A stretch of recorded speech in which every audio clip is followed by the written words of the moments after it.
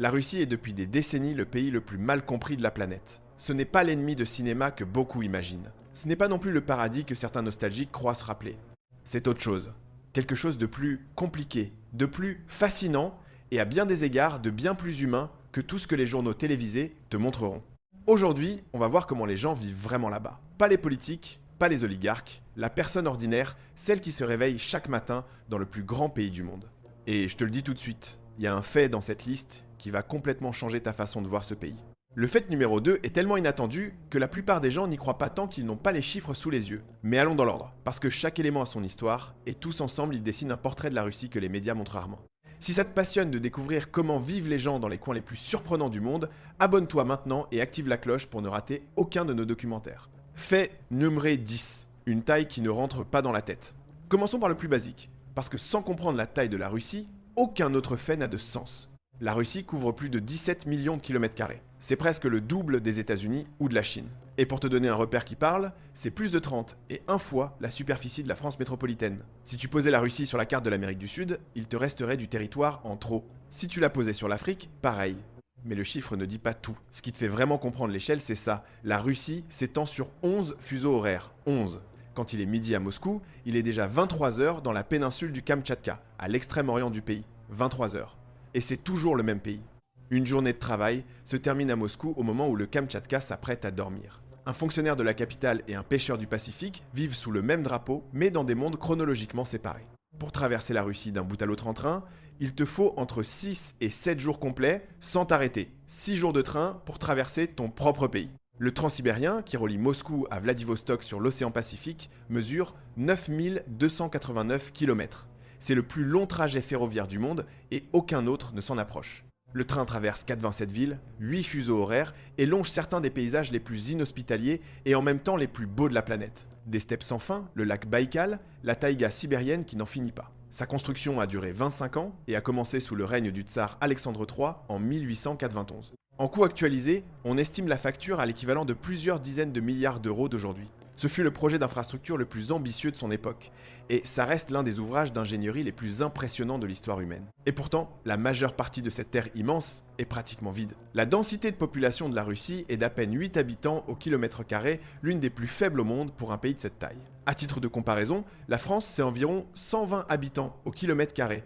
Les quelques 146 millions de Russes sont concentrés principalement dans la partie occidentale du pays, autour de Moscou et de Saint-Pétersbourg. Le reste, l'immense Sibérie, l'Extrême-Orient. Les steppes du sud, c'est du silence, de la nature, du froid, et une quantité de ressources naturelles que le monde entier convoite. Fait numéro 9, la richesse sous la terre qui fait tourner le monde. Voilà le fait que je t'avais promis. Celui qui ne paraît pas réel tant que tu ne le vois pas en chiffres, la Russie possède les plus grandes réserves prouvées de gaz naturel de la planète. Pas les deuxièmes, les premières. On parle d'environ 47 000 milliards de mètres cubes, soit près de 24% de toutes les réserves mondiales. Un mètre cube de gaz sur 4 dans le monde se trouve en sol russe. Et ça, c'est seulement le gaz. En pétrole, la Russie produit plus de 10 millions de barils par jour, ce qui en fait le 3e producteur mondial, juste derrière les États-Unis et l'Arabie Saoudite. En charbon, elle détient les 2e réserves du monde. Elle abrite environ 40% des forêts de conifères de la planète, plus de la moitié de son territoire est couvert par la taïga sibérienne, la plus grande forêt de conifères, qui existe plus vaste que l'Amazonie. Elle détient 20% de l'eau douce non gelée de la surface terrestre, concentrée dans un seul lac dont on parlera dans un instant. Elle a des réserves énormes, d'or, de diamants, de platine, de fer, de cuivre. Et maintenant vient la partie qui rend tout ça si paradoxal. Avec toute cette richesse sous terre, le salaire moyen d'un travailleur russe en 2025 tourne autour de 100 000 roubles par mois, soit un peu plus de 1 000 euros. Un médecin, un ingénieur, un enseignant, beaucoup gagnent des sommes proches de ça. L'écart entre ce que contient le sol et ce que contient le portefeuille des gens ordinaires est l'une des grandes contradictions russes. Et c'est une contradiction que les Russes eux-mêmes connaissent, débattent et avec laquelle ils vivent tous les jours. L'économie russe dépend de ses ressources dans une proportion énorme. Les exportations d'énergie ont représenté jusqu'à plus de 50% du budget fédéral de l'État. Ça veut dire que quand le prix du pétrole monte, l'État a plus d'argent. Quand il descend, il en a moins. C'est une économie qui, à bien des égards, respire au rythme des marchés mondiaux de l'énergie, même si son gouvernement passe des décennies à essayer de la diversifier. Combien de temps penses-tu que la Russie mettrait à épuiser ses réserves de gaz au rythme actuel de consommation? Plus de 100 ans. Dis-moi en commentaire ce que ça t'inspire. Fénurui, le lac qui n'a pas l'air réel. En parlant d'eau douce, sur le territoire russe se trouve le lac Baïkal. Et le Baïkal est tout simplement l'un des endroits les plus extraordinaires de la Terre. C'est le lac le plus profond du monde. En son point le plus bas, il atteint 1642 mètres de profondeur. Pour te donner une idée, si tu y déposais la tour Eiffel, il faudrait en empiler 5 les unes sur les autres avant que la dernière ne dépasse la surface. Et le Burj Khalifa de Dubaï, le plus haut gratte-ciel du monde avec ses 828 mètres, serait entièrement englouti, avec encore 800 mètres d'eau au-dessus de lui. Le lac a une profondeur moyenne de près de 750 mètres. C'est aussi le lac le plus ancien du monde. Il s'est formé il y a entre 20 et 25 millions d'années. Autrement dit, quand le Baïkal est né, les ancêtres de l'homme moderne n'existaient pas encore. Et le lac est toujours là, vivant, avec toute son eau. Le Baïkal contient environ 20% de toute l'eau douce non gelée de la surface du globe. 20% mondiaux dans un seul lac. C'est plus d'eau que tous les grands lacs d'Amérique du Nord réunis. Son eau est si pure et si transparente qu'à certains endroits, on distingue le fond à 40 mètres de profondeur.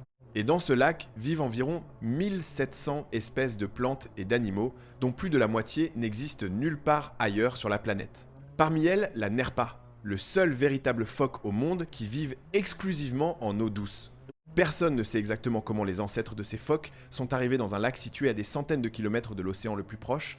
C'est l'un des mystères que le Baïkal garde encore. L'UNESCO l'a classé au patrimoine mondial en 1996, les Russes ne l'appellent pas le lac, ils l'appellent la mer. Parce que quand tu es sur sa rive et que tu regardes vers l'horizon, tu ne vois pas l'autre côté. Le Baïkal fait 636 km de long. Ce que tu vois, c'est de l'eau. Jusqu'où porte le regard? Fénugre 7, le froid qui plie le métal. Il existe un endroit en Russie qui fait passer n'importe quel hiver que tu as connu pour un après-midi de printemps. Il s'appelle Oymyakon et c'est le lieu habité en permanence le plus froid de la Terre. C'est un village d'environ 500 habitants, dans le nord-est de la Sibérie, à quelques 3500 km à l'est de Moscou. En janvier, la température moyenne est de négatif 50 degrés Celsius. Ce n'est pas le record, c'est la moyenne. Le record, lui, date du 6 février 1933.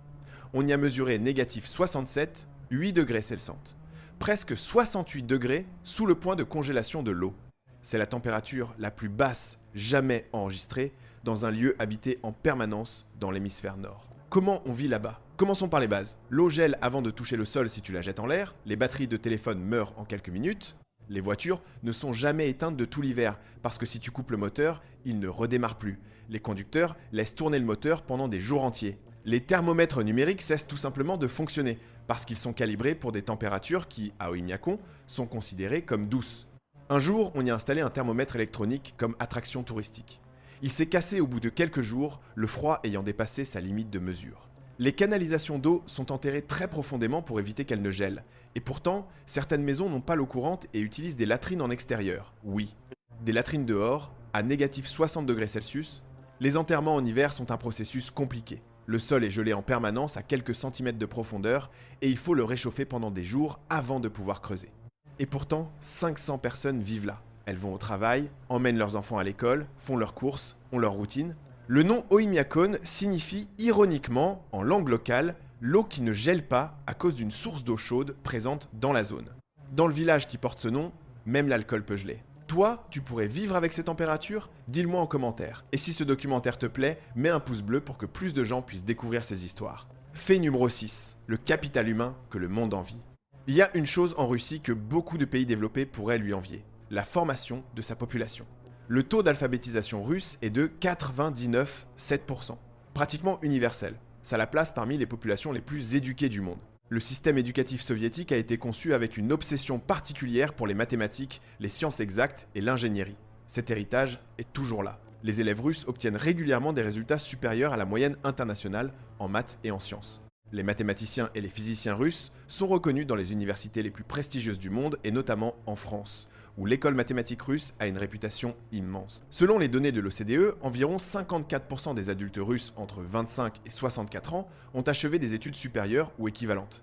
Ce pourcentage place la Russie parmi les tout premiers pays du monde en matière de formation tertiaire devant la France, où ce chiffre tourne autour de 40%. L'enseignement primaire et secondaire public est gratuit, le pays compte plus de 1250 universités. Le résultat de tout ça, c'est une société avec une base culturelle et intellectuelle énorme. Les Russes lisent beaucoup. La littérature russe, Tolstoï, Dostoïevski, Tchekhov, Bulgakov, fait partie du tissu de l'identité nationale d'une manière que peu de littérature atteignent ailleurs. Le ballet russe, que le monde connaît à travers le Bolchoï, n'est pas seulement un art d'élite. C'est quelque chose que des générations de Russes ont vu, admiré et considéré comme leur. La musique classique, les échecs, la Russie a dominé le championnat du monde pendant des décennies. Toutes ces choses sont l'expression d'une même valorisation profonde du savoir et du talent intellectuel. Ceci dit, ce capital humain coexiste avec une économie qui n'a pas toujours su l'exploiter. La fuite des cerveaux est un phénomène bien réel en Russie. Des ingénieurs, des médecins, des développeurs formés dans les universités russes qui migrent ensuite là où les salaires sont plus élevés. C'est une tension que le pays essaie de résoudre depuis des décennies. Si tout ce qu'il y a derrière la Russie te surprend, abonne-toi à la chaîne. On publie des documentaires comme celui-ci tous les jours. Fait numéro 5, la démographie qui inquiète. La Russie a un problème démographique sérieux, et elle a l'honnêteté de le reconnaître publiquement. La population diminue. En 2025, on compte environ 144 millions d'habitants, un chiffre en baisse depuis des années. Le taux de fécondité est de 1, 36 enfants par femme, 13 en dessous du 2, un nécessaire pour qu'une population se maintienne sans immigration. Ce n'est pas une crise d'aujourd'hui, elle se développe depuis des décennies. Mais la partie la plus frappante de la démographie russe, c'est le déséquilibre entre les hommes et les femmes. En Russie, il y a environ 10 millions de femmes de plus que d'hommes.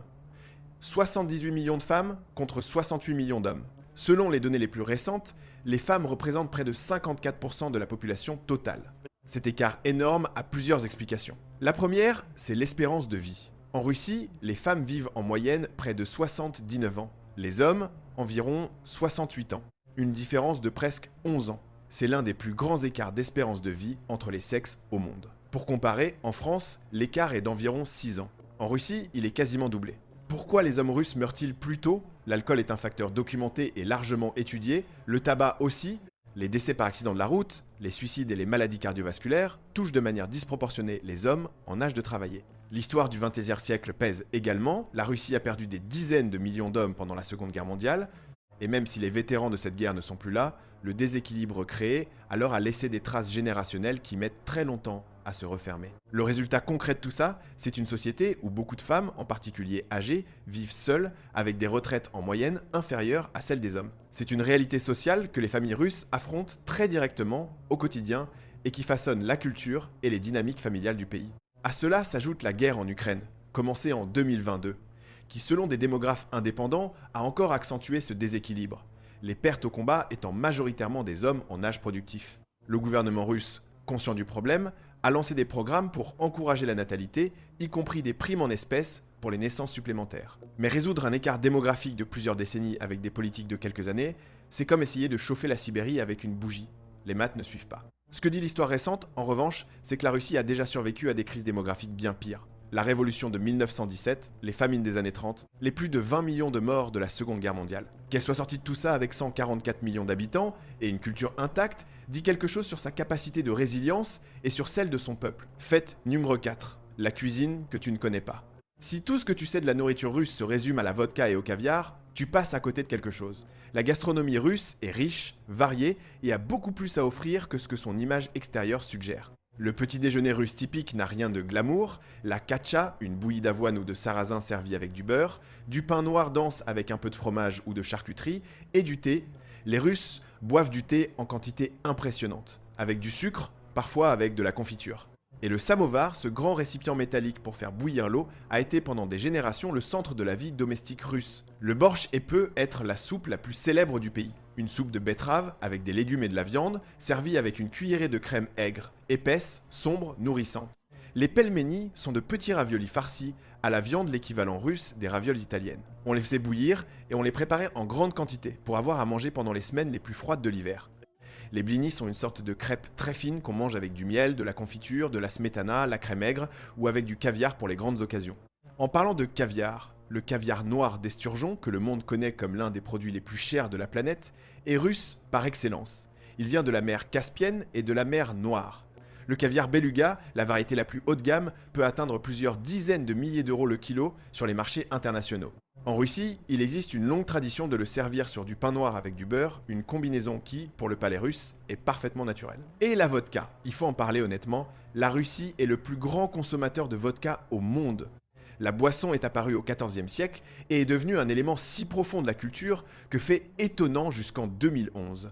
La bière n'était pas officiellement classée comme boisson alcoolisée dans le pays. Elle était considérée comme un aliment. Les cérémonies de toast en Russie sont un rituel social complexe. On porte un toast, on boit, on mange immédiatement quelque chose et on recommence. La vodka s'accompagne toujours de nourriture. Les toasts peuvent durer des heures. Et refuser un toast proposé par l'hôtesse, dans bien des contextes, un manque de respect. Fait numéro 3, l'arme la plus puissante du monde. La Russie possède le plus grand arsenal nucléaire de la planète. Selon le rapport publié en 2025 par la Fédération des scientifiques américains, l'un des organismes les plus respectés en matière d'analyse de l'armement mondial, la Russie détient environ 5460 ogives nucléaires au total, dont près de 1718 sont déployées. C'est dire prêtes à être utilisées. Les États-Unis ont un nombre comparable, environ 5180 ogives au total. Tous les autres pays nucléaires réunis, France comprise, avec ces quelques 290 ogives n'atteignent pas ces chiffres. Pour comprendre ce que signifie 5460 ogives, une seule ogive nucléaire moderne a une puissance de destruction des dizaines, voire des centaines de fois supérieure aux bombes utilisées pendant la Seconde Guerre mondiale. Hiroshima a été détruite par une bombe d'environ 15 kilotonnes. Beaucoup d'ogives russes actuelles se comptent en mégatonnes, des milliers de fois plus puissantes. Cet arsenal est un élément central de la manière dont la Russie se voit elle-même dans le monde. Pas comme une puissance économique moyenne, ce qu'elle est à bien des égards, si l'on compare son PIB à celui de l'Europe ou de la Chine, mais comme une superpuissance militaire dotée d'une capacité de destruction qu'aucun autre acteur du système international ne peut ignorer. La géopolitique russe, ses relations avec l'Occident, sa place dans les négociations internationales, tout passe par ce facteur. La Russie a modernisé ses missiles, ses systèmes de lancement, ses capacités sous-marines au cours des 2 dernières décennies. Et selon le Pentagone, dans son rapport de 2026, la Russie détient le plus grand arsenal nucléaire du monde qu'elle continue de moderniser et de diversifier. Cette réalité militaire est, pour le meilleur ou pour le pire, une partie centrale de ce qu'est la Russie au XXIe siècle. Et si tu es arrivé jusqu'ici sans encore t'être abonné, c'est le moment. Dans les prochains faits arrive ce qu'il y a de plus humain et de plus fascinant dans tout ce documentaire. Fait numéro 2. Les traditions que le temps n'a pas effacées. S'il y a une chose qui caractérise les Russes dans leur vie quotidienne, c'est l'importance profonde qu'ils accordent aux traditions, aux rituels et à l'hospitalité. Rendre visite à une famille russe est une expérience que beaucoup de voyageurs décrivent comme écrasante dans le bon sens. Arriver les mains vides est mal vu. On apporte quelque chose, du vin, des fleurs, des chocolats, n'importe quoi. Mais les fleurs ont leur propre protocole, toujours un nombre impair. Les nombres pairs sont réservés aux enterrements. Si tu arrives chez quelqu'un avec un bouquet de 6 roses, tu arrives littéralement avec des fleurs de funérailles. On se serre pas la main sur le seuil de la porte, ça porte malheur. On se serre la main à l'intérieur ou dehors, jamais sur le seuil. On ne souhaite pas un joyeux anniversaire avant le jour exact, ça porte malheur aussi. Si l'anniversaire est mardi, tu ne dis rien lundi. Et quand quelqu'un s'apprête à partir pour un long voyage, il existe une tradition. S'asseoir en silence quelques minutes avant de quitter la maison. Tous ensemble, immobiles. Une sorte de pause réflexive avant le départ. Le Nouvel An est la célébration la plus importante du calendrier russe, plus que le Noël orthodoxe, célébré le 7 janvier. Le Nouvel An russe a quelque chose du Noël occidental, et quelque chose qui n'appartient qu'à lui. Le sapin décoré, les cadeaux, le champagne à minuit, et la figure de Ded Moroz, le grand Père Gel, l'équivalent russe du Père Noël, qui arrive accompagné de sa petite fille Snegurochka, la demoiselle des neiges. Le Bolchoï, le théâtre de Moscou dont le nom en russe signifie exactement ça, grand, est l'un des temples du ballet et de l'opéra les plus célèbres au monde. Fondé en 1776, il a formé des générations de danseurs et de musiciens dont la technique définit les standards mondiaux. Pour un Russe, aller voir un ballet au Bolchoï n'est pas forcément un luxe d'élite, c'est une part de l'identité culturelle du pays. Les échecs ont le même statut. La Russie a dominé le championnat du monde pendant la majeure partie du XXe siècle et les joueurs russes restent une force globale dans les compétitions internationales. Ce n'est pas un hasard, c'est le reflet d'un système éducatif qui valorise la pensée abstraite, la logique et la patience stratégique dès l'enfance. Il faut aussi mentionner la banya, le bain de vapeur russe, l'équivalent d'un sauna mais avec ses propres règles et ses propres rituels. La banya est un lieu social. On y va en famille, entre amis, entre collègues, on transpire, on se frappe doucement la peau avec des branches de bouleau humide qui stimulent la circulation et dégagent une odeur fraîche de forêt, et ensuite on sort se jeter dans la neige ou on se plonge dans l'eau glacée. La banya n'est pas seulement de l'hygiène, c'est de la thérapie, de la conversation, du rire, une de ces traditions qui, en Russie, dépasse la coutume pour devenir une façon d'être ensemble. Faites nu grain, ce que les gens de l'extérieur ne voient pas. Et nous voilà au dernier fait. Celui-ci n'a pas de chiffres impressionnants derrière lui. Pas de record du monde, pas de statistiques de l'ONU pour l'appuyer directement. Mais c'est peu. Être le plus honnête de toute cette liste est celui qui change le plus la manière de voir ce pays. Parce que tous les chiffres précédents, c'est la coquille. La taille, le gaz, le froid, les ogives. À l'intérieur de cette coquille, il y a des gens. Et ces gens, dans leur vie quotidienne, ne vivent ni dans les journaux télévisés, ni dans les discours du Kremlin. La Russie est un pays où l'expérience quotidienne des gens ordinaires ne rentre pas dans les gros titres. La personne qui vit à Novosibirsk, la troisième ville du pays, au centre de la Sibérie, a une vie qui ne ressemble en rien à ce que décrivent les médias occidentaux ou n'importe quel récit simplifié. Elle va au travail, elle emmène ses enfants à l'école. Elle s'inquiète du prix du pain, du prix des médicaments, du salaire qui a augmenté en termes nominaux, mais que l'inflation grignote par les bords. Le revenu moyen en Russie, avec tout ce que ce pays possède sous terre, équivaut à un peu plus de 1000 € par mois avant impôt. On vit avec ça. Dans beaucoup de villes et de villages, le coût de la vie est nettement inférieur à celui de l'Europe de l'Ouest, mais on n'accumule pas de patrimoine facilement. L'écart entre les oligarques, les hommes d'affaires liés au pouvoir, et le citoyen moyen est énorme et visible. Ce n'est pas un secret. Les Russes le savent et en discutent. En même temps, il y a dans la culture russe quelque chose de difficile à nommer depuis l'extérieur. Les Russes ont de manière générale une tolérance à la souffrance et à l'adversité aux racines historiques très profondes. Des siècles d'hiver extrêmes, de guerres, de révolutions, de famines, de changements brutaux de système économique, tout ça a forgé un caractère collectif qui n'est pas de la résignation, mais une sorte de pragmatisme face au difficile. Как-нибудь, c'est une expression informelle russe qu'on pourrait traduire par « on trouvera bien un moyen, ça finira par s'arranger ». Ce n'est pas un optimisme facile.